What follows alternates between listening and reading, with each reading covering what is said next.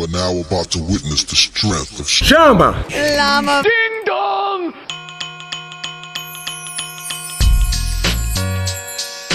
Two friends with a passion for combat sports. One's an actor, the other's a ring announcer. Together, we bring to you the CLDD Podcast. Hello. Welcome everybody to the CLDD Podcast. This is episode 5. We're in our 5th episode already. Wow. 5 weeks. Wow.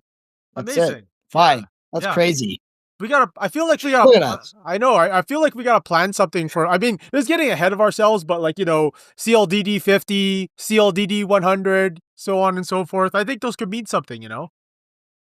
That's the whole thing, and then we will tease to all our fans that it's going to be the greatest thing ever when we hit 100 Yeah. and so forth.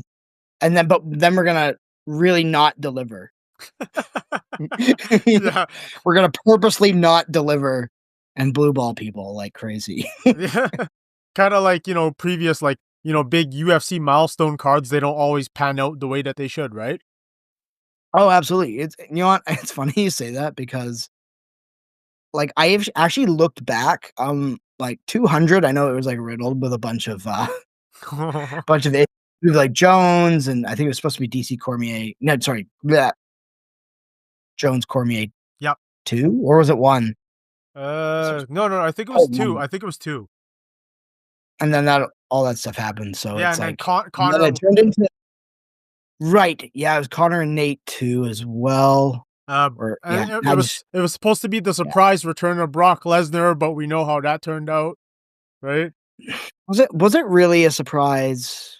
No, but the whole aftermath that came with it. It was just a whole messy situation.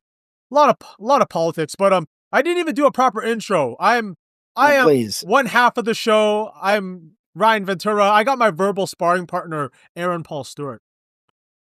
Here I am yet again. What a weekend! What a weekend of fights.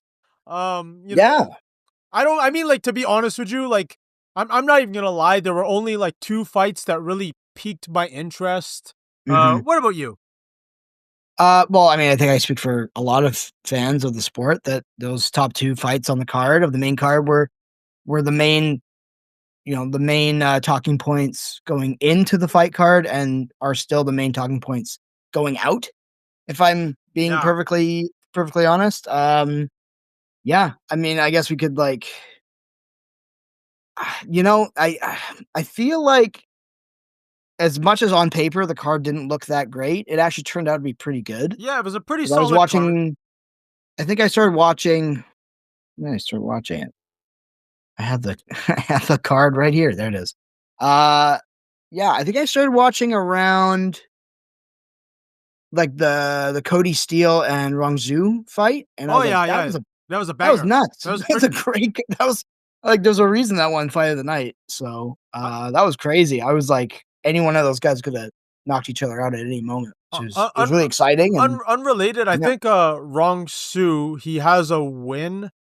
Was he on Dana White's Contender Series or no, he wasn't. It's either that or I think he was on the road to the he was on road to the UFC when it's a lot of a lot of the Asian fighters from China and Japan and Korea. I think that was he was all part of season 2, and then he fought an Apex card, and then he fought this one. And honestly, great fight. I was really interested in how that one went down, and I think there was actually a lot more kind of hidden gems in this card than I think I was expecting. And on this card, this was mainly a big Australian tailored card, and I don't think any of the Aussies or any of the Kiwis won on this card.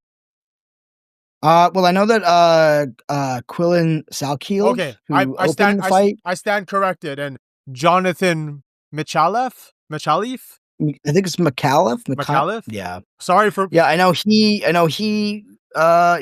an Aussie, and I think Tom Nolan and then Jake. No, not Jake Matthews. No, he's not.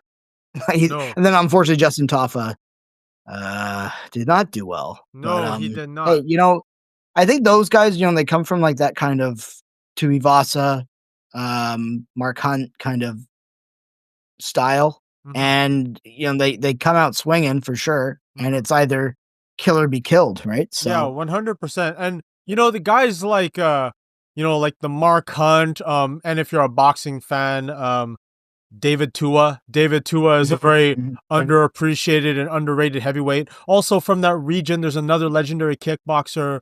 His name, oh my goodness, oh my gosh, Ray Sefo. Yeah, legendary guy, and they all have. I don't know, like there's something in the water down there where like they have extremely thick skulls and they have knockout power in both fists.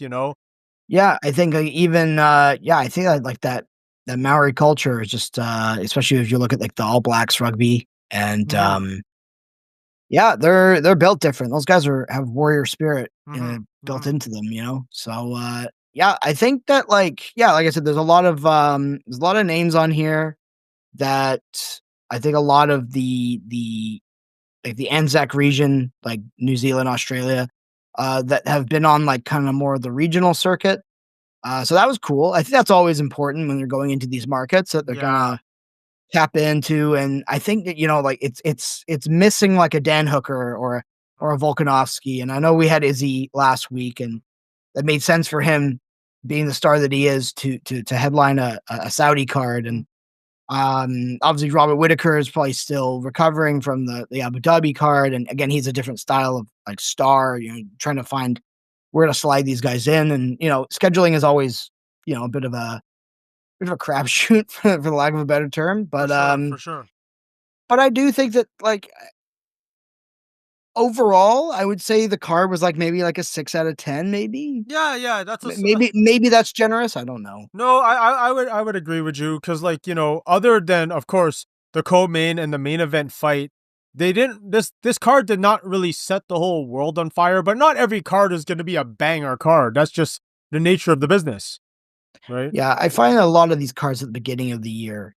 I mean, ironically, 311 was just like an incredible card top to bottom. So I can't really say that, but I think in the past, they had that Toronto card which featured the Strickland DDP 1 fight, and like it wasn't a bad card. I know you had like a women's title fight on that one as well, and there was the Raquel Pennington and Mayra Buena-Silva fight, and I think you had Arnold Allen versus Mosfar Evloev. So like, there was some names on it, absolutely. So but some of these cards just maybe they're a little bit, maybe a little top heavy, so to speak. Yeah. Well, now that we're getting into it, let's talk about the real highlights of the card, the real reason why majority of us wanted to tune in. Let's get into the main event, the co-main. Sorry, not the main event. We'll save that for later. But the co-main. Wow, Weili versus Tatiana Suarez, and the whole world is talking about how amazing Weili is, and I feel like she was being disrespected by a lot of the so-called experts and the odds makers. Like I honestly believed in my heart, like I thought it would be a closer fight, but I always thought Weili would come out on top of it. Yeah, I think I think this is a pretty blanket idea. Like, sorry, I think that like a lot of people feel the same way that I would in this situation, is that this was kind of potentially being like the like touted as like the coronation of Tatiana Suarez, and it definitely I think is one of the bigger what ifs in MMA, especially women's MMA, because coming out of the Ultimate Fighter, just being incredibly dominant. She was actually like touted as like the female Khabib, because there's really no feature wrestler in any of the women's divisions.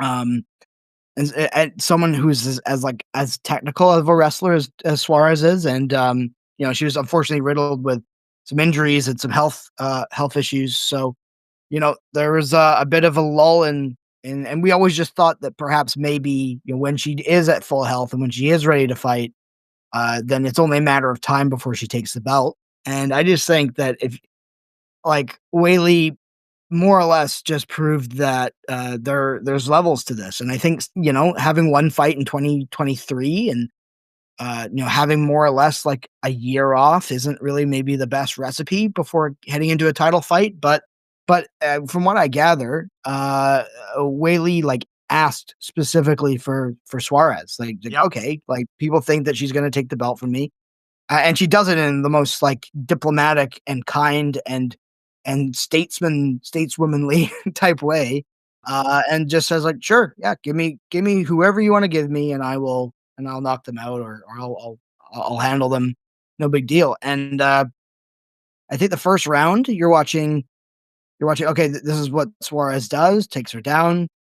Still struggling for position, but controlled that first round. Sorry, but after that, once Weili started stuffing those takedowns, it was like, oh, she's like she like downloads information. She diagnoses what she needs to do. Like a really high fight IQ, incredible strength, incredible cardio. Like, yeah, I mean, I think I speak for everyone. I think that she really is pound for pound the best woman in the sport right now. Yeah, and I don't even think it's recency bias either. Not at all. Like she proven it. Like, I mean, in the first round, like, when everything was fresh, both of them are dry. They're not sweating as much.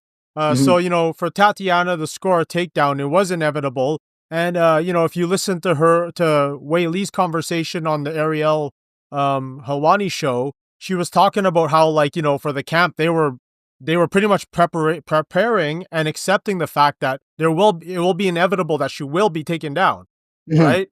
It's just, how, like, but the thing is, like, there's 25 minutes in a 5-round fight, and like, you have a lot of time to work, and you have a lot of time to readjust. Weili is a complete MMA fighter, man or woman, it doesn't matter. Like, regardless of gender, like, like you said, fight IQ is amazing. Cardio is amazing. She could strike, she can grapple, she could do it all.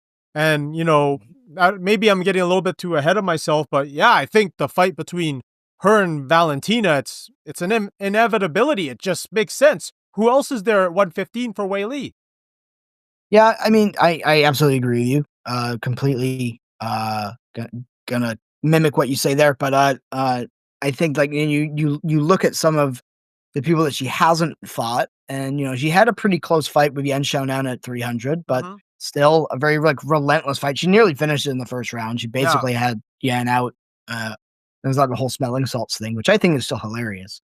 But yeah, I mean, like you've got like Virna Jandiroba, who's running pretty good winning streak right now, and then I mean you've got Mackenzie Dern, but I think Mackenzie Dern could use one or two more highlight wins to really put herself in that title picture, if that is what's going to happen. And then you look at flyweight. I think that like after 300, Weili was interested in moving up to 125, but at the time Alexa Grasso was the champion, and they had to figure that out because of the Ultimate Fighter and Sphere, and of course. So like these things, like the dust needs to settle, so to speak. And but now, I mean, I have I have absolutely no insider information, mind you. I'm that what I do believe is that Valentina will defend her title, or make it a title defense attempt against Manon Fiorot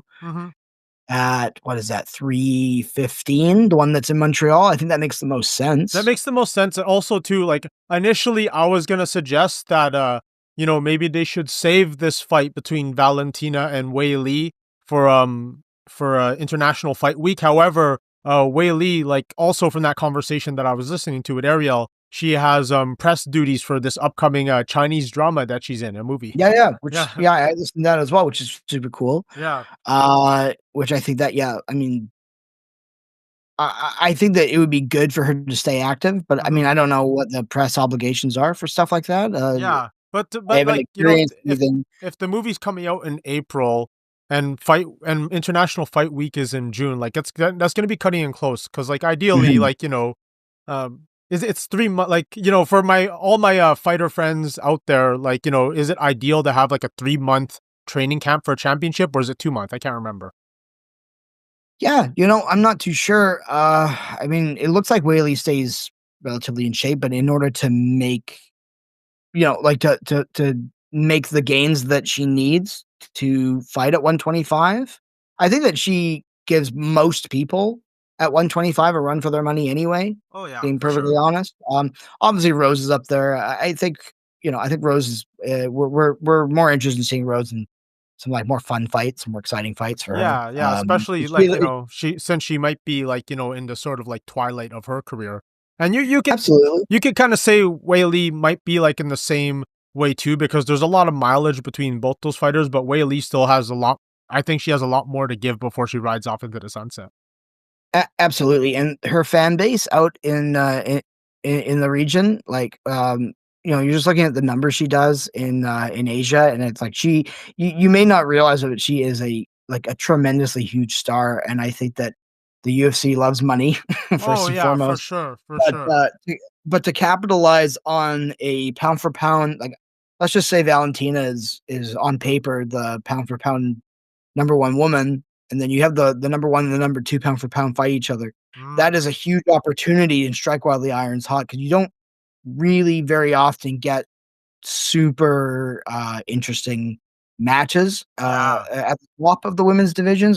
That's no discredit to the women who fight in these divisions. They're incredibly hardworking, incredibly talented and tough, but it's really like when you look at it, obviously you want to sell a fight. And I think it's time to bring Weili to China and headline a pay-per-view and showcase a lot of these people that deserve the spotlight. I mean, like like Wang Kong being on the prelim card, and like we said, Rong Zhu, and a variety of other fighters that deserve a spotlight. Yeah, I think that naturally it makes the most sense for her to move up, but I think the dust needs to settle, and whether they're going to give Manon Fiorot maybe like some step aside money to be like, hey, look, you fight the winner. You fight the winner. Yeah. Because it's I would say Strike While the Iron's Hot, especially in the twilight of Weili and Valentina's careers. I mean, whoever wins that fight, it's like at that point, I feel like you've proven everything.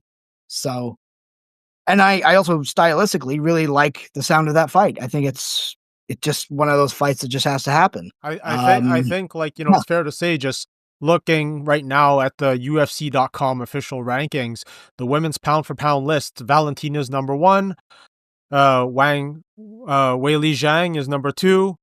Yeah, you're right. Strike While the Iron's Hot. This is clearly the hottest fight in women's MMA that has to be made. Yeah, and I think someone at the post-fight presser asked Dana that, and Dana is like the kind of guy that says we do matchmaking on Tuesdays. He doesn't book fights after the fight. He doesn't give away any cards. Even if they said like, hey, is Hamzat next for the title, which I'm sure we'll get into later. He doesn't really say anything, but he was like grinning through his teeth about the idea of like, maybe we should find out who the pound for pound best woman is. And it's like, it's right there. Like, I think he has a good relationship with both women who are consummate champions, great ambassadors for the sport, have always been company women, so to speak. So, like, I just think it would be silly not to. It really would just be like, what are we doing if we're not if we're not going to book that fight? And maybe they do need to have a title fight with Manon Fiorot, but until then, that's the fight to make. Moving forward. Yeah. Like you said, Strike While the Iron's Hot. Let's get it done. Going back to that fight, obviously Tatiana won round number 1. Weili, I think, in my opinion, clearly won rounds 2 to 5. Yeah. Oh yeah, absolutely, absolutely. I would very easily say that that's a 49, 46. Is that right? Am I doing that right? Let me look at the scorecard. I believe Tapology might have this. 49, 46. Yeah, I've got 46? Okay. Yeah, it said and then one judge scored it a 49, 45. So did someone give her a 10-8 round? Yeah, it had to have been shoot, I can't remember, like the round escapes me. I have to look that up. Let's see. I thought the scorecard word for sure. Do you think it was the round? It might have been the third round when Suarez, there's like this gash like on her leg, and she was really, that looked like potentially, because like essentially like like Weili was controlling from the top. right? Yeah. That entire round. You know, like it's crazy how she like managed to pull that off. Like Tatiana was like such a feared wrestler and such a high level grappler and like an Olympic hopeful, and like Weili's just like, hold my beer. Yeah. Yeah, pretty much. Like, I mean, you know, Weili essentially reminded us that this is mixed martial arts. It doesn't matter of your wrestling pedigree. Like, I mean, you know, we've seen it time and time again where, like, you know, Tatiana's like game essentially, you know, without being rude, was kind of exposed, and she was like, you know, sort of one dimensional where she relied, you know, so heavily on her wrestling that the rest of her game kind of suffered. You know, I agree. It's tough when you're so good at one thing, but if you're not well rounded in the sport and you're going up against like, and you know what, I this tends to be a trend a lot in the sport and the people that watch it, but like let's just set the record. This is not like Tatiana was fraud checked yeah, or anything. I hate it when people say that. To be honest, I absolutely hate it. I think it's funny sometimes when like when it's like a blowout. Like I will say this: the Kansas City Chiefs were fraud checked on the weekend for the Super Bowl, but that's besides the point. I'm not much of a football fan, to be perfectly honest. But like you're not fraud checked if you lose to the pound for pound best fighter in the world. Yeah, for Like, sure. like I don't know, man. Like shout out the same reason that we give Renato Moicano the props. It's just like, yeah, that sucked that situation landed the way it did at 311, but hey, like you lost to the best guy in the world. We're not gonna give you too hard of a time, you know? Yeah, for sure. And you know, like it's just one loss on a record. Like, you know, we've said it time and time again. Like, you know, the great thing about mixed martial arts is one loss on your record, it does not equal death sentence. You know, look at all the countless guys that have become champions. Like perfect example, Charles Oliveira.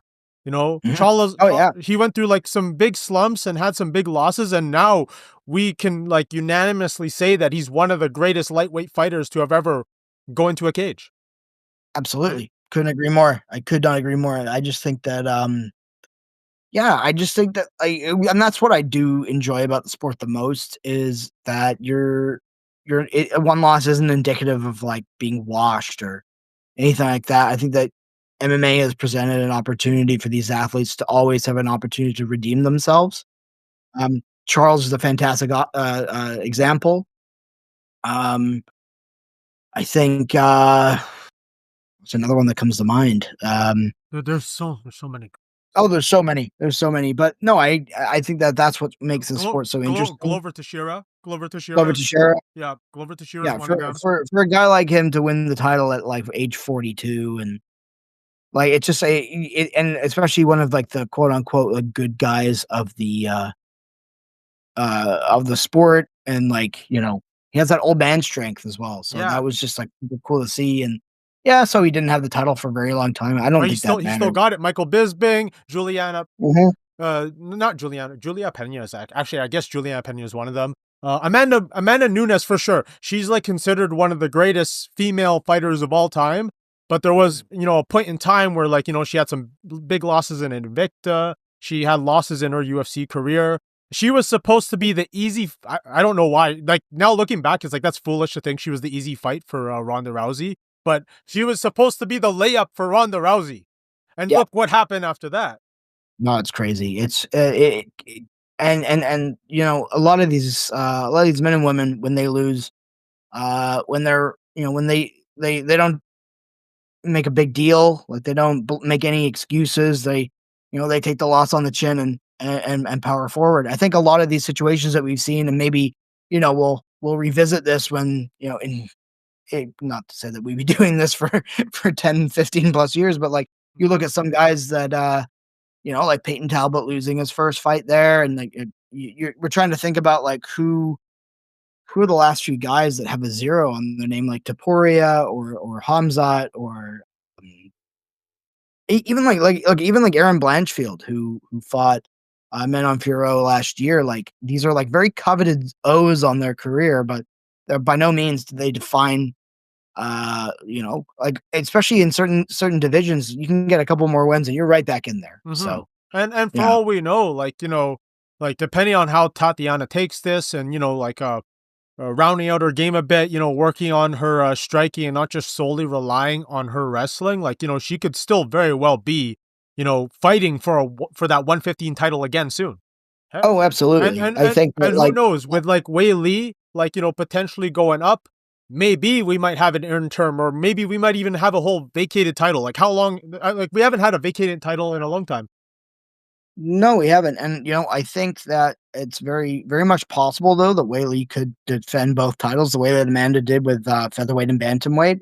Whether that's an option, I think that if she wants to squeeze out a bunch of those title defenses in either division, power to her. But I can see her actually holding on to the belt. But, if she does have to, if she does happen to beat Valentina or whoever held the belt at the time, and has double champ status, and then relinquishes her strawweight title, I mean, yeah, that opens the division up, so to speak. So, we're always going to go through different revolutions of eras, and I think that we are on the cusp of a pretty fresh new era right now in terms of athletes. So, very interested to see how that pans out. Yeah, should we? Do you have anything else? Any final thoughts on the co-main, or? No, I mean, like, I'm just excited to see what is next for Weili. Like, I'm very positive. Like, no, like you said, no insider information or anything like that. Weili versus Valentina, that's inevitable. And, Tatiana will be a contender at 115 again. Yeah, and I think if you're looking at like the heavier weight classes, especially bantamweight in particular, I think right now is actually like the most exciting women's MMA has been in quite some time. Yeah, yeah. I'll just say that. Yeah, yeah, for sure. You've got Kayla, you've got Pena, and then I think Nunez is kind of hiding in the wings a little bit. We'll see how that pans out, because even if Kayla and Pena go fight sometime soon, either one of those fights is appealing to Nunez. I think Amanda would want the Kayla fight, realistically, but either way, like, you can do that rubber match with Juliana, or you can, spoil the upset with the PFL superstar. So, then everything we've been talking about before that. It's like, yeah, I think now is the right. If you're sitting on the fence and not really interested in women's MMA, I say, shame on you. Yeah, for sure. I think right now it's really exciting. I think there's a lot of cool and exciting matchups that are potentially there for all of the women's divisions. Well, I'll let you know what I'm looking at my screen right now before we close this up. And I'm kind of like thinking about what could be next for Tatiana. How should we build her up? To be honest with you, this could be a tough fight for her, and it could be an interesting matchup. Maybe Mackenzie Dern is fresh off her win against Amanda Ribas from January 11th. Maybe you should consider booking Tatiana against Mackenzie, potentially, for a title shot, because if Mackenzie wins, she's ranked number 6 in the strawweight division, that could boost her up to title contention, especially with a big win against Tatiana. And Tatiana, if she beats Mackenzie Dern, she could very well be in that picture still. Yeah, I mean, yeah, I think that's a huge possibility of that happening. Yeah, because she did just beat Shannon at 300, so wondering, because you don't want to do repeat matches either. I think that was a pretty close, but still a pretty decisive win from Weili. So yeah, I mean, it's like you can shuffle the deck all you want. There's always going to be someone new. There always has to be a new challenger. If number 1 has to fight number 9, let it be said that that's what happens, right? Yeah. And there's still plenty of opportunities for Valentina at flyweight. I think that at one point she definitely just completely wiped out the division, but you've got Manon Fiorot there. You've got Erin Blanchfield. You've got Canadian girl, Jasmine Jazzadave. How do I say her name? I'm so sorry. Let me check. Jazz Devicious? Jazz Devicious. I'm so sorry. I met her before. She's a really nice lady. She seems great. Yeah. sorry. Yeah, I'm so sorry. She's I believe she's part of the great team out in Ontario, Niagara Top Team, and they send out a lot of guys to the BFL, guys and girls to the BFL. Really Sweet. good fighters. Awesome. Yeah, and she's at 9 right now, and I think that a couple more wins, and throw her in the Montreal card. Yeah, I think she's fought on every Canadian card, and she's been crushing it. So yeah, always excited to see Canadian talent rise through the ranks. And well, now I'm going off on a tangent, but yeah, no worries. I mean, we got time and everything. But going from one part from the co-main to the main, we are talking about the domination that was Weili. We're gonna talk about the domination from the man known as Still Knox, Dricus Du Plessis, from bell to bell, round 1 to 5. It was just total domination. It was as flawless a victory it could get. Now, it might not have been the sexiest title defense, but it was for sure dominant. And it wasn't for a lack of not trying. He was trying to finish Sean Strickland. Sean Strickland, way too tough for his own good, obviously. Yeah. I mean, there's a lot of stuff that's been said. A lot of stuff has been said. Okay, I have a question for you, Ryan. Okay. How much of this win was what Dricus did or what Strickland didn't do? Ooh, that's a good question. Honestly, because I just felt sorry. Go on. I'm gonna let you answer. Sorry. Please continue. Well, I just feel we've joked about this on our group chat and stuff like that. And Strickland, he is a character, and he has that kind of Colby Covington-esque bravado, outspoken, fall under whatever category you want to call it. But it's when he says we're gonna die tonight, and we're gonna go to hell, and it's gonna be someone's gonna die, and blah blah blah, and it's this crazy thing, and then it's teep jab 1-2. He never even at one point he mixed up I think his coach Eric Knixick, who I actually have a quote from him, which I'll bring up in just a second. Okay, but yeah. You could just see how frustrated he was with Sean, because it's you can't talk this kind of game and then fight the way that you fight, because his output was almost half of what his output in the first Dricus fight. You'd think, I felt we kind of knew what to expect from a Sean Strickland fight. We always tend to, but yeah, I just think that Sean never got off. He never really looked like he was going for broke, and especially when you're in the 5th round like that. I know he had a broken nose, and kudos to DDP for getting that to happen. But I just felt there was no urgency on Sean's part, and DDP, being as unconventional and wacky and awkward of a fighter that he is, absolutely took advantage of that, and as he should. And I think that DDP is, I don't count him out. I know you're a big fan of him, but I think there's a lot of people that count him out. And hey, whether you like him or not, whether you think his style is exploitable or not, looking at you, Bilal Muhammad, you think he's exploitable. I don't know. I think DDP would kick your ass, but God, if he sees this, he's gonna make a post about it. Yeah, for sure. No, but it's he's so awkward, but he's stringing together an incredible run. Derek Brunson, Darren Till, Robert Whitaker, Strickland, Adesanya, Strickland again, and this was the Hamzat sweepstakes, this fight. Yeah. So it's just I really do think that again, like we said, with the co-main, that there's a fight right there staring us in the eyes.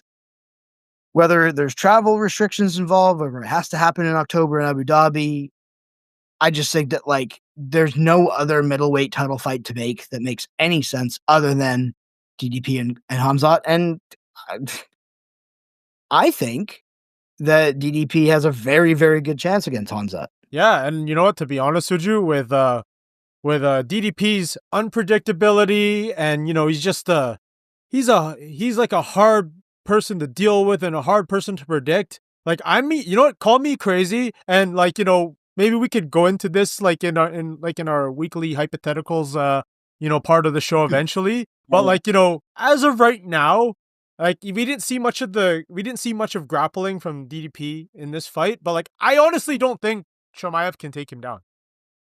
Well, the thing is, Chimaev's a sprinter, right? Yeah.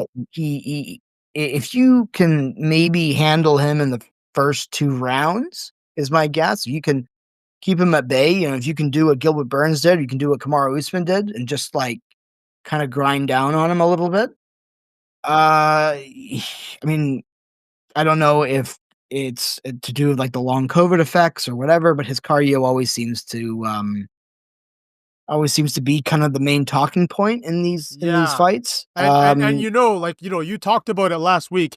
DDP has like seemingly endless cardio. And on top of having endless cardio, he's a man that just keeps going and go. He's like the real life Energizer Bunny, man.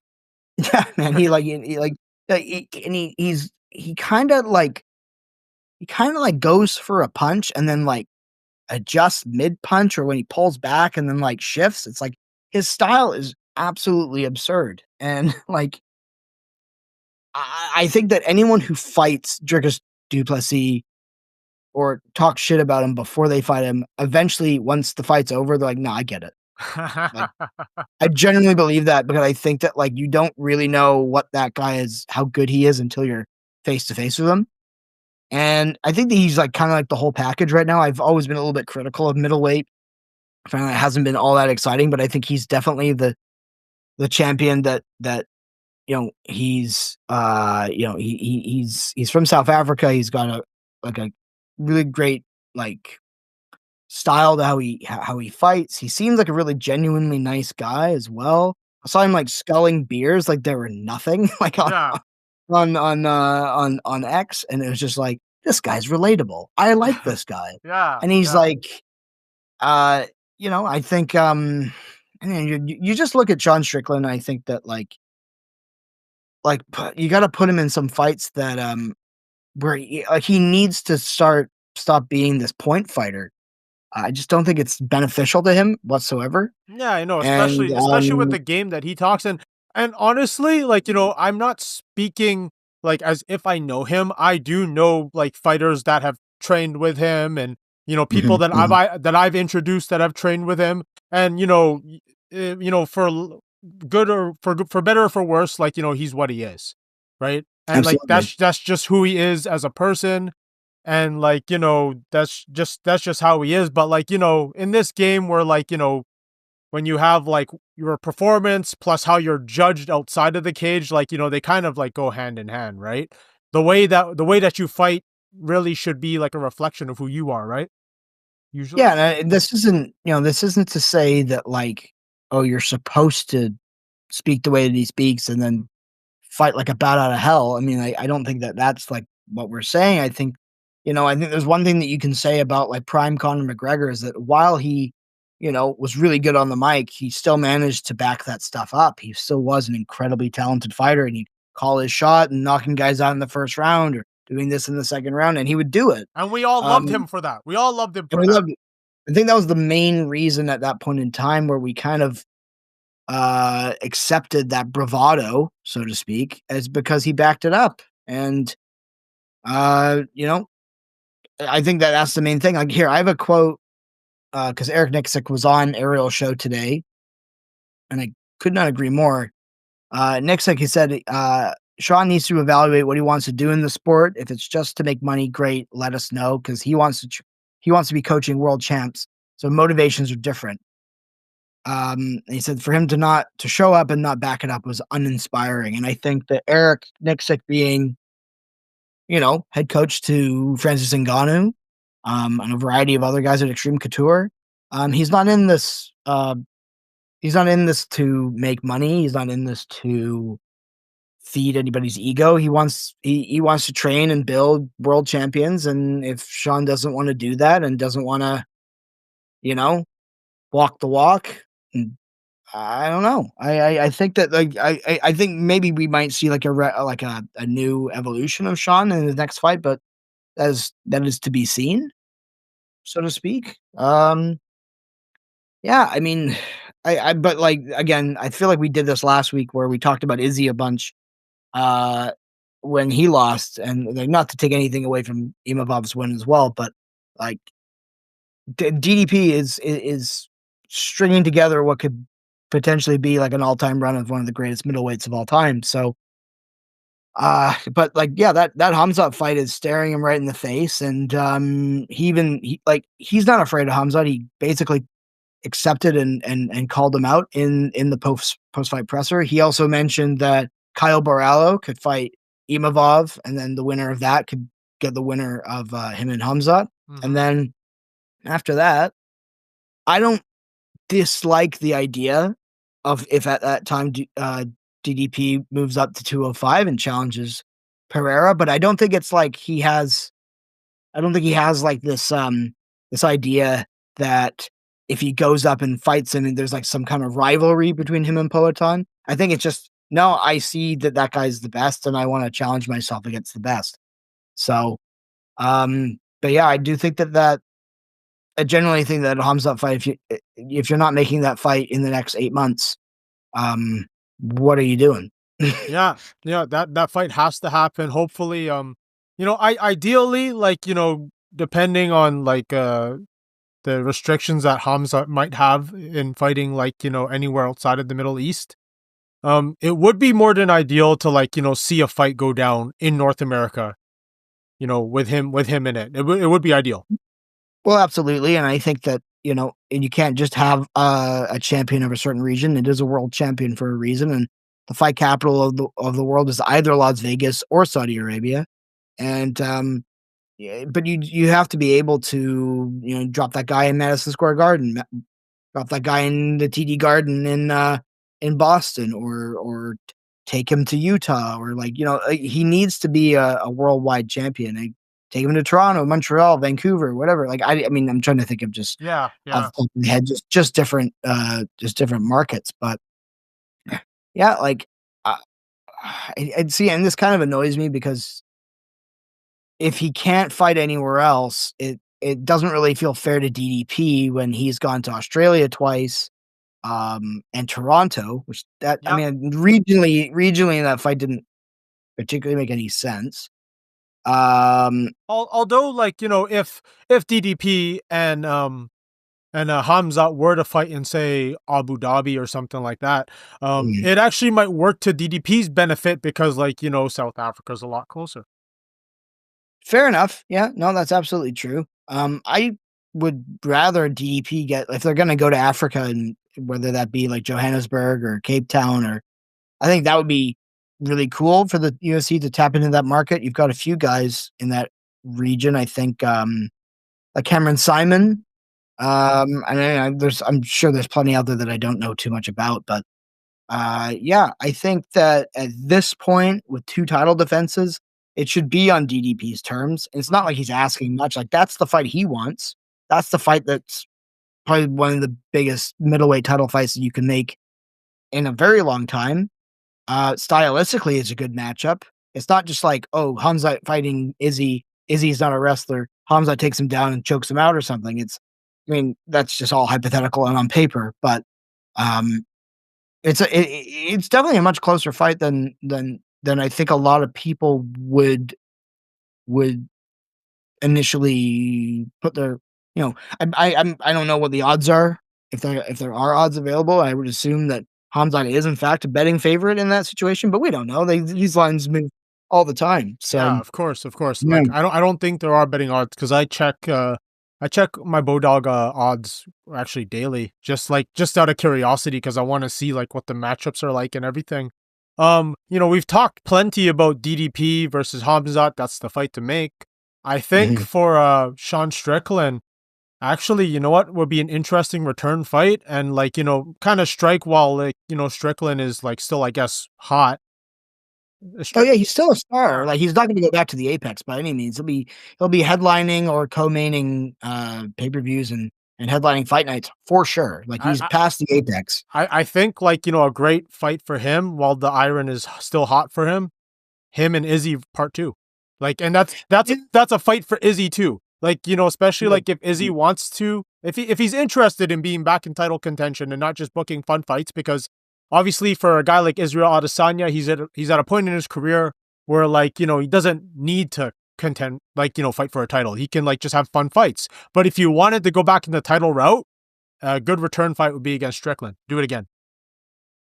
Yeah, I mean that makes the most sense, especially for Izzy to get that one back potentially. Yeah, I think that Izzy had one hell of an off night in like in Australia when what was that, like almost like 2.5 years ago, 1.5 years ago. Yeah, we were watching that at a wedding. Yeah, we were watching that at our friend Mike's wedding. Shout Yeah, out Mike. shout out Mike. He does listen, so Yeah. he's probably blushing when he listens to this. Don't, you'll blush to death. But yeah, it's like that. Yeah, I like that fight. I really, and then this is not my idea. I think it was on Ariel's show that maybe it was the post fight show that they did, or maybe it was yesterday. But like something funny about Sean Strickland versus Bo Nickel as like the fight for who's the most American, like who is the most American fighter. And I'll tell you what, I think Bo Nickel is a buzzsaw through Sean Strickland. Yeah. And is that a little bit too much too soon? Maybe. Yeah, maybe. Strickland just had. I think the biggest thing that I'm learning now as a fight fan is that like it's not so much as like putting like a top tier middleweight or top tier fighter in general and like having them fight someone who's like 15, 14 in the rankings and it being like too much too soon. I think a lot of this stuff just comes down to experience. And whether you like his fighting style or not, Strickland has like a lot of 5-round experience and cardio for days. And I think that speaks more than pure skill set. I think, especially when, and then, it's a show at the end of the day. And you've got like, you can spend a lot of time in the Apex, which I'm sure there's a reason why they use that as kind of a feeder to build guys up. But I think that like being in front of the cameras and being in front of all the lights and stuff like that, once you get used to that,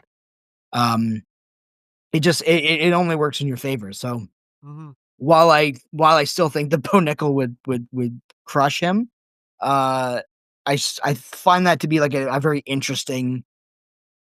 It would be an interesting fight, and I think that it might even be closer than we think it would be. But that's a fight that I'd like to see. Okay. So you want to see him versus Nickel? I would like to see Strickland versus Izzy too. Yeah. Okay. I mean, I watched the Izzy fight. I watched that again as well. I mean, I don't know how much time Izzy wants to take since last week, but I mean, I do feel that that's naturally like the fight to make in terms of like ranking perspective. Yeah, it is ranking perspective for sure. Because I don't think giving Izzy someone like Caio Borrello is wise, because then you might be like, cutting off your nose to spite your face kind of thing. Yeah, and also too for a Caio Borrello, he's very much like a fresh-blooded contender, someone that we haven't seen fight for the belt yet. And you were saying, so Caio versus Whitaker's next, right? For sure. No, apparently that was a fake report. Oh. I know that DDP in the post-fight mentioned that an Imavov versus Borrello fight would be. Oh, that's good. Because if you look at the rankings, you got Imavov at 1, and then you got Strickland, Hamzat, Izzy, Whitaker in between, and we got Jared Cannonier is fighting on Saturday. Gregory Rodrigues, RoboCop, which I think is a cool fight. I mean, it's an Apex main event. I don't know what the implications of that fight are, other than if RoboCop comes out of that, how he's looked recently. That gives him an immediate surge in the rankings. I'm not against Izzy fighting Paulo Costa again. Izzy versus Paulo Costa too? Yeah, I'm not against that. I think Brendan Allen's fighting this week as well. I want to say Brendan Allen's fighting this week. Let me double check. Yeah, I got that card as well in front of me. I guess this is a good segue into like that upcoming fight night, isn't it? Yeah, I suppose it is. Yeah, I mean, there's a lot of fights to make, but yeah, I think, these Apex cards are just. They sure are fight cards, that's for sure. Yeah, it isn't the best card in the world, and there's actually quite a few names that are on the card. You got Cannonier, you got Cater, you got Edmund Shabazian on the card. You know, it's heck, like, you know, Angela Hill, she's been around for like a long time, and like, you know, she's always fun to watch. I mean, you got the Bonfim brothers as well, which is great. Yeah, I like those guys a lot. You got the Bonfim brothers on here. I mean, I can't tell you. Like, I will tune in. I will watch probably the main card. Yeah, me too. I don't know. I mean, it's hard. It's hard to get excited about the Apex cards. It's just they're drained of all life, in my opinion. I mean, I like the idea of like, and I understand martial artists really appreciate it being away from like the glitz and glamour, the show of it all, and be like a more of a pure representation of what combat sports and combat competition would be. But again, it's like until those cards become more interesting, and you know, when we're in COVID, when you've got like, it's amazing how we had Stipe, Ngannou 2, and freaking Dan Hooker and Dustin Poirier in the Apex. Like those fights alone, well, obviously the Ngannou fight is like one like a huge win for Ngannou, and it was like in a quiet gym. Like it was in like a recreation center, so to speak. So and I know that, you know, we're moving away from all the restrictions and the pandemic, and I know they had to do what they had to do, but until these, I just feel like the Apex should really be reserved for tough and contender series. It makes sense that those makes sense. Fights take place in there. Maybe the Fight Pass Invitational grappling things, and didn't like didn't like WWE do like an event in their Apex space, and it was like looked crazy good? Yeah, so like the WWE, they have a developmental organization called NXT, and Cool. they did an event at the Apex, and it looked really nice. They did a great job. Sweet. See, like, and like they can do that. Yeah, they could. I don't know what's stopping the UFC from, like, they want to sell tickets, don't they? Like, they get more people in there, create more of an atmosphere, because it just feels really hollow out there. I can, you know, speak of my experience, you know, watching a fight card at the Apex. I was there last May during EDC Las Vegas long weekend. My good friend, big shout out to Caio Bigfoot Machado, my good friend, my coach, teammate. He welcomed me as an honored guest at the UFC Apex. He showed me around the PI and everything like that. And it was it really was a very intimate experience. Like, you know, you had like some seats and bleachers, and like, you know, I think if you paid like a lot of money, like if you paid like $1,000 or like $2,000 or something like that, they give you like some recliners, and you got the cage side, and everyone is so accessible. Like, you know, you like Bruce Buffer's like an arm's reach away. I'm sitting right beside Jamal Hill watching the Tyson Fury fight. Oh yeah. Nice. Yeah, so like, you know, it's a really intimate vibe, but like I know what you're saying, because like it feels like it's I don't want to say that it feels cheap, because like these things are not cheap, you know, but like it well, if anything, it makes the UFC money, because they've just used the fighter hotel there, and it's like it's built in-house, more so to speak. And I mean, like I've never been to the PI, but I've heard it's like an incredible facility. So it's unreal, man. That whole place is absolutely amazing. It's like as soon as you walk in, it's like a who's who of people that are just training at the gym. Like when Bigfoot took me to like the gym where they train at, like the first person that I see is Wonderboy Thompson, and I didn't want to like interrupt him because he was like working out, but it's just you know, like it's just fighters everywhere, you know, just doing their thing, training. It's like imagine like, you know, like the X-Men School for the Gifted, you know, right? It's like that. Yeah. Well, that's actually pretty cool. Yeah. Great experience. But I mean, like in terms of like airing like, you know, a usual fight card, like I agree, like they should dial it back and, you know, do less like there. Yeah.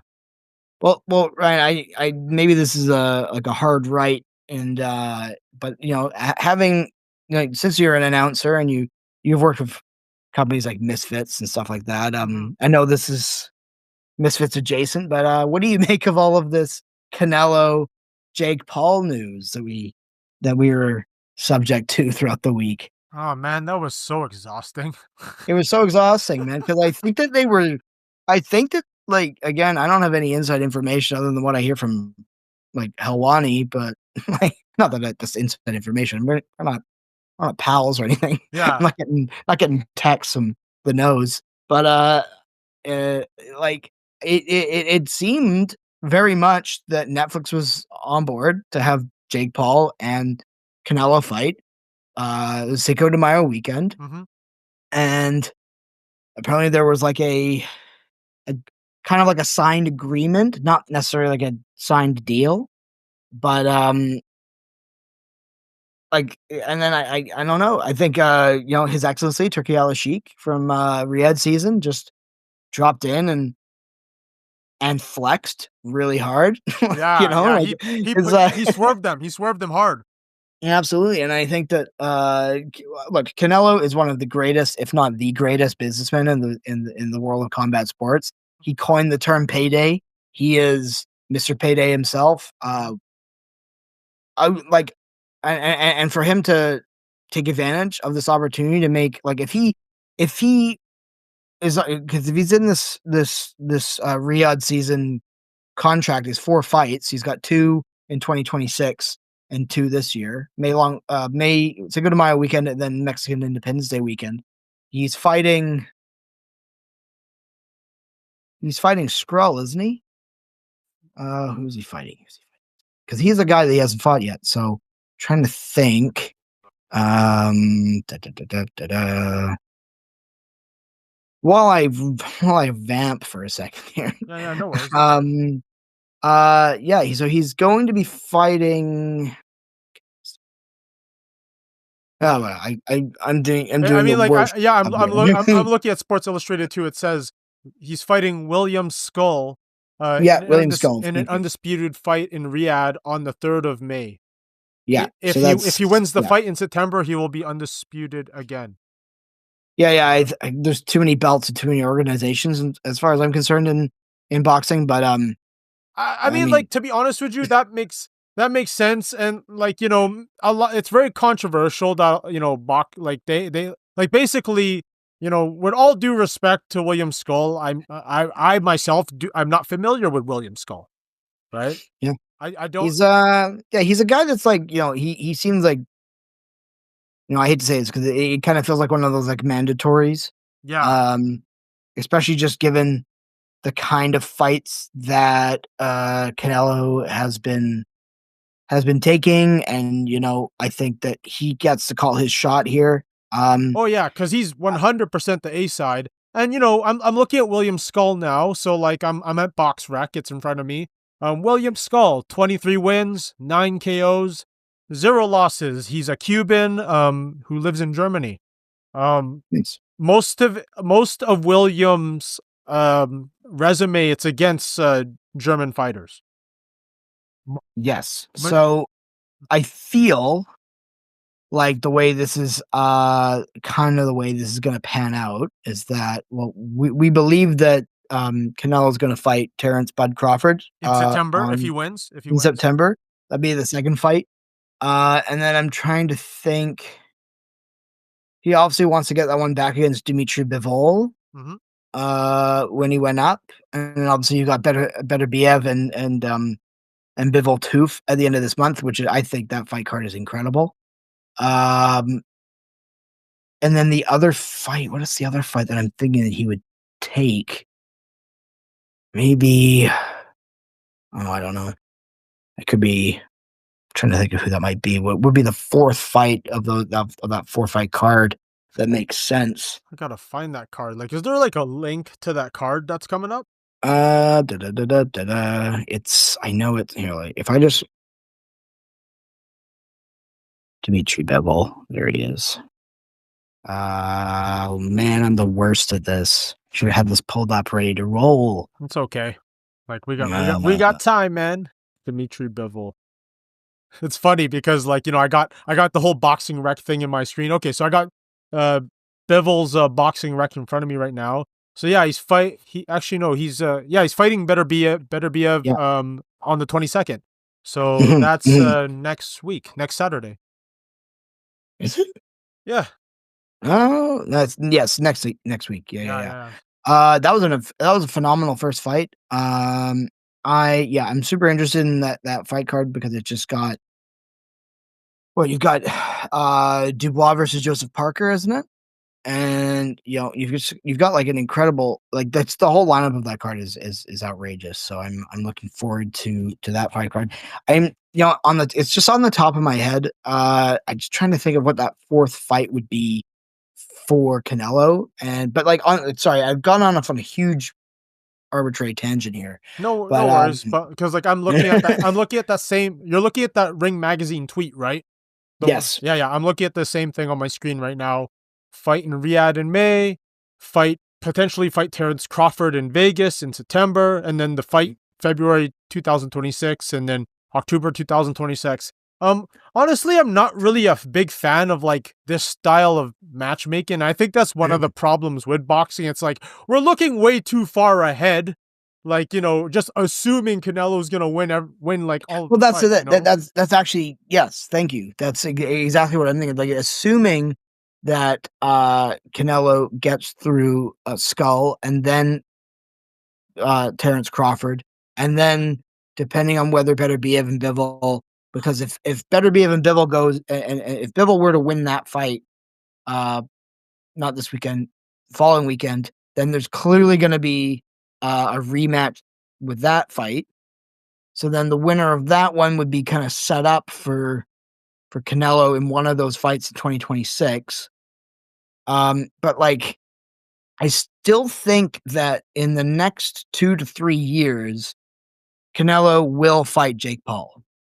I do think that that's like, I think it's more likely that it will happen than it won't. And like he says look, if Canelo can make like 100 mil off of a Jake Paul fight and it be on Netflix or Riyadh Season or whatever, I don't think he's like I said, he's Mr. Payday, so he's not gonna say no to those kind of things. But he is pulling his weight.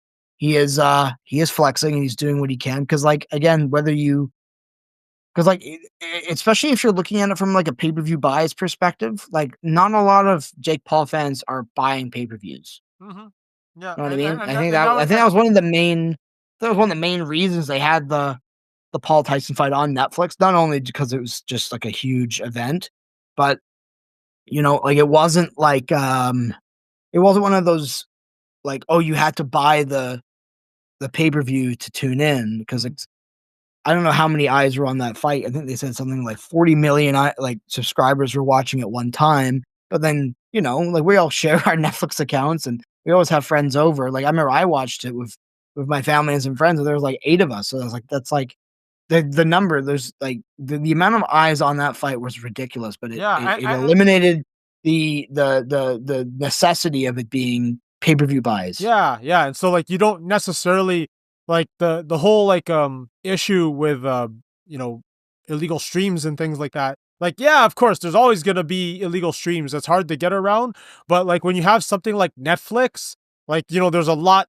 I feel like there's a lot less having to worry about piracy, right? Yes, because like that Mike Tyson and Jake Paul event that was on Netflix. I was literally watching that with my fiance and her parents, and those people are not into this kind of stuff at all. But because it was on Netflix, and like literally you turn on your Netflix account and it's like the first thing that you see. It says Tyson Paul live right now. It's like you log into Netflix and it's right there, right in front of your face. Right? Yeah, absolutely. And I think that whether you're a casual fight fan or a diehard fight fan, you're absolutely going to like, people are going to tune in to a Jake Paul versus Canelo fight, like whether you like it or not. So, I do think, as we all I mean, I don't think like, obviously Jake Paul fighting Mike Tyson, a man in his late 40s, late 50s, I don't know. I think he's. I think he's. Is he in his late 50s? Maybe mid 50s. Not quite sure. But I mean, like, that's one thing, and that's spectacle, and that's a show, and like whether we thought that Mike Tyson could knock him out or not is irrelevant. But I think fighting Canelo is a different beast. Yeah, I think. And it's a guy that's. Is he still in his prime? Would you consider Canelo Alvarez still in his prime? I wouldn't say he's like in his prime, but I don't think he's fading. Like he's had he's the only guy. The only losses he has in like the last, I mean, I don't like maybe like 10 years is like against one Floyd Mayweather, which that was kind of like the rebirth of Canelo Alvarez. Like he came back like he rose like a phoenix under that fight. Yeah, and again, losing to Mayweather is not like, like routine loss. No, on your no, it's fine. That's not a death sentence at all. Okay, so I just realized. Okay, so here I finally found out who I was talking about. Okay, so you've got Canelo's going to fight Skull in May, and then he's going to fight Terrence Crawford in September. Then ideally, depending on what happens with the Bivol better BF2 fight, see how that shakes out. But you've also got Joseph Benavidez waiting in the wings, which people have been have been saying that Canelo's been ducking Benavidez, and there's always going to be another guy. There's always going to be another challenger that could contend with Canelo. But if you're looking at Crawford, Bivol, Benavidez, and Skull in a 4-fight deal, like if Canelo were to win all 4 of those fights, that is absurd. That is absurd. And that's no easy feat. Like, I mean, like, maybe like the Skull fight on Cinco de Mayo long weekend, like, that should be the layup fight logically. Mm-hmm. Like, Terrence Crawford, like, yeah, he might be smaller than him, but that's not an easy fight. And potentially Bivol potentially in the third fight, that's not easy either. Right? Well, yeah, like I listened to Ariel and Ade Oladipo. He's one of the main boxing correspondents out in England. I like to give a big shout out. I love that show. Ade's a great guy. I loved working with him. Yeah, he is like their show. I think it's one of the best boxing shows to listen to. I'm obviously biased. I've been watching Ariel since I was like 13, so I'm biased. But I just pull up a quote. I haven't listened to their episode today yet, but Ade has a very good point where he says, like, this 4-fight deal, it's fantastic, but if Crawford beats him, are we really interested in a Bivol fight? Are we interested in a Benavidez fight? It feels like this deal comes with asterisks. He says, if you beat him, and then if you beat him, and if you beat him, then you can fight him. So, yeah, I mean, like, first of all, if Canelo can get through those 4 fights and in exciting fashion, incredible. Goes down in history as one of the greatest of all time. He already is one of the greatest of all time. Probably. But at that point, he would be pound for pound best, in my opinion, if you're digging off all those guys. But yeah, like, what if he doesn't win those fights? I think that they're all very intriguing matchups. Like you said, the one on May 3rd is a little bit sounds like kind of one of those mandatory defenses. But maybe that, and I don't want to take anything away from William Skull, of course, but I think that You don't want to announce a fight with Terrence Crawford and then Canelo potentially slips on a banana peel and loses that fight. Yeah, like I mean, like there's like the chances of Canelo losing on Cinco de Mayo weekend against William Skull, it's slim. Like, there's slim, but I mean, anything can happen. Yeah, exactly. You never know. Like you said, absolutely. Slip on a banana peel, maybe like he breaks a rib or something like that. Who knows? Right? Yeah, and I'm a huge Bud Crawford guy. I think he's incredible. Yeah, I'm a big Bud Crawford guy too. Great fan. And that fight, him moving up in weight, is he too small? I don't know, but like, I just think that that's a fight. That's like a fight that everyone needs to see. And then they said they want to do it at like Allegiant Stadium in LA, which is like a massive, massive stadium. So, I mean, it's all spectacle at the end of the day, but I think that all these fights are really interesting. And if it does go the way that I think that they're intending it to go, it makes I would say the Canelo Crawford fight is like the biggest boxing fight of the year, without a doubt. And potentially like the biggest one to make for sure. Oh, absolutely. Like, but yeah, like 100%, like, once you get, Turki, like, His Excellency Turki Alalshikh, involved, you get the Saudi government involved, you get royalty involved, that's the biggest flex of all. And, clearly, Turki Alalshikh, he's really changing, like, not just the world of boxing, but combat sports. And sports and entertainment, and that's like the whole topic alone is like another can of worms, which I personally don't really want to get into.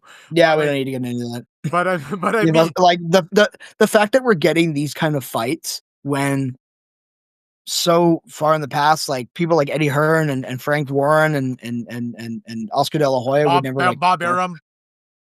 Bob Arum would like never work with each other, and the fact that this is now happening and Turkey's making it happen because the cheddar always makes it better, Ryan. Yeah. Cheddar always makes it better, and basically, and like he's single-handedly like completely changing boxing, and like we're getting the fights that we've always dreamt that we would get.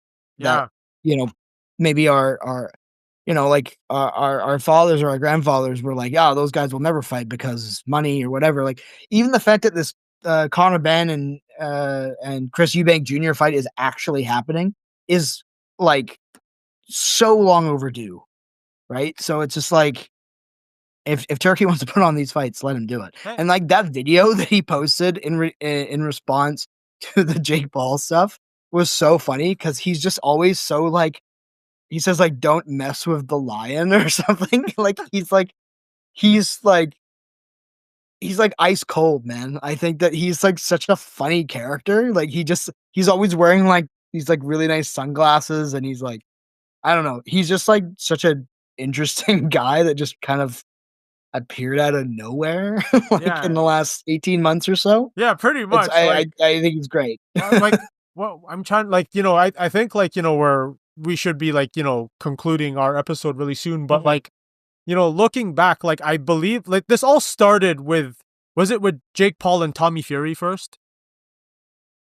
No, that was held in Saudi, but I think this really started off, the first big fight that this happened with was Ngannou and Fury. And then after that, the floodgates opened. Like, you had all of these promoters that normally wouldn't like sit down and break bread together. They're here in some palace, all eating dinner together, and you got boxing royalty, you got MMA royalty, you have all these people together. This is like Marvel and DC, like all kinds of universes all put together. It's the greatest crossover event in the history of combat sports. Yeah. It is. You're right. You're absolutely correct. That is. It's just so weird that this is all happening, like, in such a short period of time as well. Yeah, and I think in such a short time too, Saudi Arabia has really established itself as the fight capital of the world now. Oh yeah, I think that they're kind of turning into their own version of Las Vegas. I think that they're doing it with they've had it with a lot of tennis and the FC Saudi got like Cristiano Ronaldo and they're cherry picking like the big stars because they know that that's what fans, and if you're going to go to Vegas and you're going to go see a concert and Celine Dion has a residency, or Beyonce has a residency, like you're going to go to that, you're going to go to the big star, the big show. And I don't see myself, just because I couldn't afford it to save my life, flying to Saudi and going to one of these events. I would love to. I think that'd be an awesome experience. Yeah. Well, but at the same time, I guess if you build it, they will come, kind of thing, Yeah, I mean, they got unlimited money, but you know what? Just kind of because we didn't really talk about the UFC Fight Night coming up. I just want to ask. A quick one. So clearly, sure. We can unanimously agree, with all due respect to that card, it's just not really piquing either of our interests, is it? No, I mean, I like Cannonier. I've always really appreciated the way he, and the fact that guy who used to fight at heavyweight, then light heavy, then the middleweight, he was a bit of a big boy, and he's shredded, ungodly shredded. He's carved out of stone. And I just think that when he had that opportunity against Izzy, he just wasn't his night. I think that he's always been capable, and he's kind of been on the short end of the stick on the last couple of his fights. I think that Imavov stoppage was a little bit confusing in Kansas City last year. And who else did he fight? Did he fight Roman Dolidze? Is that who he fought? I can't remember. But yeah, I really like him. I think he's a little bit of an older guy, but he's always exciting and like really like a crazy power puncher. And I like Gregory Rodrigues again. He always comes to fight, and he's always in these kind of barn burner style fights. But I mean, I don't really know what this fight really means rankings wise. Like I said, if Rodrigues were to have a impressive win, he shoots up in the rankings like quite high. I would say you could drop him into the top 10. Well, for if sure, he beats Cannonier. Oh, for sure, he would have to go in the top 10 because he's not even in the top 15 right now. And, yeah, and you know, for a guy like Jared Cannonier, like he's 40 years old now. He has 2 back-to-back losses. Against Imavov, he lost by TKO. He lost a decision against Kyle Borrallo, who's on the come up and everything like that.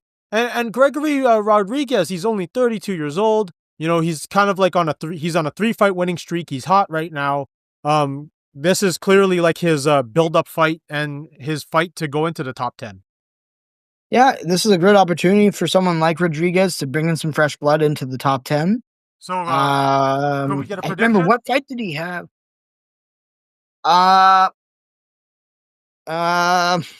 gonna watch it like end in like a draw. No, Akeda went like, I know the Jimmy Crute fight ended with a draw this past weekend. That was absurd. I never understand draws. I never really truly. I get it, it's like a point system, but I never really understand like a draw. Yeah, you know what I mean. But I'm gonna say Rodrigues unanimous decision. I'm gonna say Rodrigues 3rd round TKO. Cool. Yeah.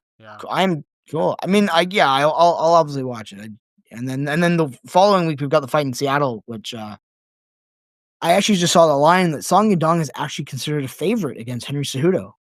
I really like Song Yadong. That's really interesting. That's really interesting. I think that's what we have to look forward to. Yeah. Oh, we've got the Jack Catterall fight as well. We've got a Jack Catterall fighting this weekend. That's boxing. But, no. We could talk about that too. What I wanted to get into is I wanted to get into like our we have time for it. Let's get into our weekly hypothetical. So you go first. What is your hypothetical? So basically, everyone that's listening, this was an idea that we've had on our messenger conversations for a long time. We're like, we should talk about hypotheticals. So basically, something that that could potentially happen, that we want to see happen, but it's not based on anything factual. Yeah. Okay. My one, it's actually, I think I conjured this one up not too long ago. Now, I was under the impression that Ilia Topuria was going to fight. Well, I mean, again, I don't know anything. I was under the impression that I thought that Ilia Topuria his next title defense would be against Volkanovski. I think that's fair for Volkanovski to get that rematch. Mm-hmm. He's had some time away. He's had some time to recover, to rebuild, etc. And I think that makes a lot of sense to have that fight in Miami. Now, nothing's announced. I know that fight card, the date and the location was announced. But also, as much as I love Volkanovski, Ilia seems to be really interested in moving up to 155. And maybe I'm trying to think of because I think Islam should go up to welterweight, but I think if you're gonna look at a really big fight that could happen, like a pay-per-view in Saudi, you could definitely throw a lot of money at Islam defending his belt against Ilia Topuria sometime in June. So that's my I feel like I had a better way of pitching this, but yeah, I think that I just remember hearing something that there's something that they have for Islam that they're not quite ready to announce yet that's big, and I just don't know what that is, and I feel like that's the biggest fight that you can make for Islam right now, unless he goes up to welterweight. Unless he's willing to fight Bilal, unless he's willing to fight, he'd fight Shavkat. I know he would, but I don't really know. I don't really know like what the plan is. So I think that will probably all shake out in the next couple of weeks because I'm sure they're going to have to announce some of these headliners before tickets go on sale, I assume. So yeah, Ilia Topuria versus Islam Makhachev for the undisputed lightweight title sometime in June is my guess. Or that's my hypothetical. Well, that's funny that you mentioned that just because like I feel like my hypothetical I don't know, like my hypotheticals changed a bit, but like I'm gonna kind of stick with it because like I was thinking about it all week. So you know, for those that have been following social media, we saw John Jones hyping something up like on his social media. Oh wow! I'm surprised we actually didn't even mention this for even a second. That was just like I didn't look. I know you're gonna. I'm sorry. Let me. I'll let you finish. Go ahead. But did we really think he was gonna announce a fight, like a real fight? Did you think he was actually gonna? There was a small chance, like you know, maybe Turki Alalshikh was like, "Hey Dana, hey Ari Emanuel, we want to have this big, you know, UFC fight card to celebrate Riyadh season, or you know, we can have like International Fight Week, sponsored by Riyadh season, headlined by they did the Sphere, so why not? Yeah, headlined by John Jones and Tom Aspinall. That's what I was hoping for, but instead, what we got was, you know, hey, honestly, like it's kind of a funny situation because like you can't even really be mad at John Jones supporting this this thing that he has, right? Because no, I mean, like I agree. Like I think it's a good cause. For those that don't know, like he's like a spokesperson for like, you know, something like related to like insurance, right? Medical insurance. It's basically medical insurance so that, you know, a lot of Americans, you know, have to pay out of pocket and go bankrupt for their injuries or any kind of medical. And I think that, yeah, I think it's like it's great that he's doing that. Like and I think it's very noble. Like, you know, it does feel like a brand deal though. It doesn't really feel like it kind of came out a little bit out of nowhere. But it was funny. A lot of MMA Twitter were like, you know, you're doing everything but fighting Tom. You're literally like helping people that can't afford medical insurance by you're helping them but avoiding Tom.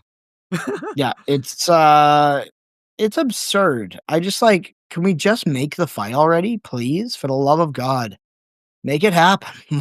What are we waiting for? Like, you know, this is not a hypothetical, but if Conor McGregor were to come back before the end of the year, and that's a big if, and that's a big maybe, right? I mean, like, who would it be against? Because like Dana's like, oh, you know, he's gonna fight in 2025 against who? And then recently someone asked him, and he said, "We don't know." I don't think anyone knows. I really don't know. I think that like the likely fight to make is, and especially if, you know, if you could sign him to a one fight deal, you don't have to lock Nate Diaz in. The third Diaz fight makes sense in terms of like just numbers. I like the idea of that fight, but yeah, I guess so. Like, I mean, like, you know, nothing else makes sense, man. It just has to happen. I mean, like, and I feel like I keep hearing that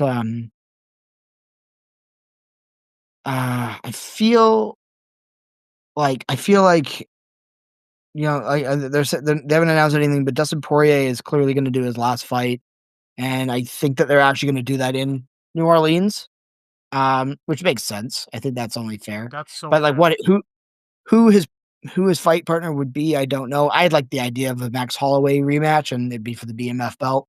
Ooh, that'd be a really yes. That would just be a good. Okay, I think you won our hypotheticals for today. Like that is just like. Just would rally him the mob. I'm just salivating right now just thinking about that. Like, you know, Dustin Poirier's farewell fight, win or lose for the BMF title in New Orleans, Louisiana. New Orleans, Louisiana, I should say. That would be great. Yeah. The other hypothetical that I liked that you came up with was Michael Venom Page versus Yuri Prochazka at middleweight. Yeah, like, but he even mentioned it. Like, I wish I could take credit for that, but he was like, like I could go up there, or like I think Yuri's like flirted with the idea of going to 185, which seems absurd because Yuri's a big guy. But I mean, like, if he can make it, why not? I guess. But I mean, you're not getting younger, man. It's harder to make those cuts. Yeah, and honestly, at this point, let's see if I don't have anything. But yeah, it's like yeah, I think that's like a cool fight to happen. I just have no idea how that would happen. But MVP, like we said before, seemed to make middleweight pretty easily.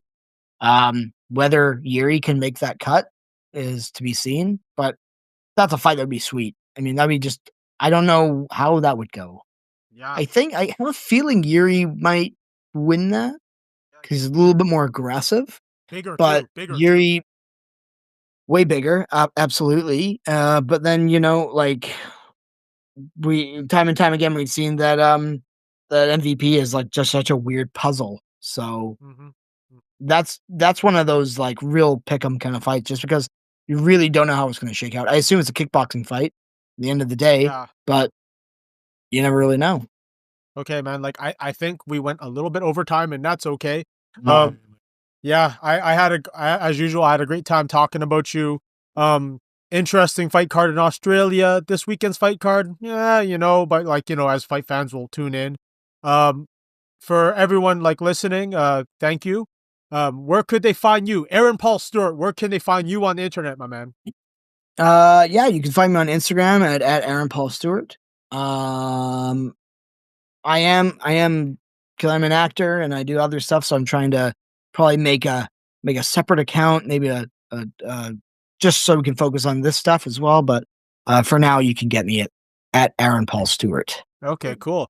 You can find me all major social media platforms, Ryan Ventura 604, as well as on X, I'm Ryan Ventura 778. On Spotify, YouTube, please subscribe to us. That helps us out tremendously. Actually, what's really cool? Like from our last episode with Radley De Silva, big shout out to him, and also our preview of the last UFC card. We did some good numbers, man.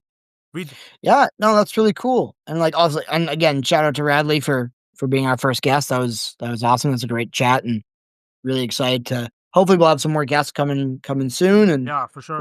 And if anyone even comments on these things, if you in the comments, yeah, if there's anyone you think that you would maybe want us to reach out to and try and speak to, we're open to suggestions. Absolutely. Yes, please like, share, subscribe. Please comment. Engagement is great. Like, we've hit some really, good numbers from last week's episode. Yeah, really excited. Episode 6, every episode. Actually, sorry, I should say we have an episode every Thursday. Thank you for all the support, and we're going to keep doing this for as long as we're having fun. All right. Take care, guys. All right. Take care, Aaron.